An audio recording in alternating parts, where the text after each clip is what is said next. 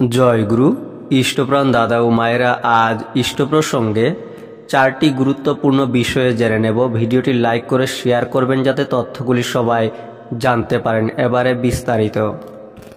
তরকারিতে নুন দেওয়া প্রসঙ্গে শ্রী শ্রী ঠাকুর কি বলেছেন জেনে নেব।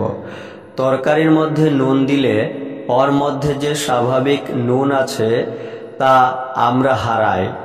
তরকারির মধ্যে নুন যত কম দেওয়া যায় ততই ভালো। শ্রী শ্রী ঠাকুর মেয়েদের লক্ষ্য করে একবার বললেন, তিল বাটা, চিনে বাদাম ইত্যাদিতে যথেষ্ট প্রোটিন, তোরা ব্যবহার করার অভ্যাস করিস। দাঁত ও স্বাস্থ্যের পক্ষে যা ভালো শ্রী শ্রী ঠাকুর বলে দিয়েছেন। 3-4 তুলা কৃষ্ণ তিল ও 4-5টা কাঠবাদাম একসঙ্গে খুব মিহি করে লঙ্কা দিয়ে বেটে রোজ ভাতের সঙ্গে খেলে দাঁত ও স্বাস্থ্যের পক্ষে খুব ভালো। এতে খুব উচ্চমাত্রায় প্রোটিন ও ফ্যাট পাওয়া যায়। গরিবের পক্ষে এমন আহার কমই আছে।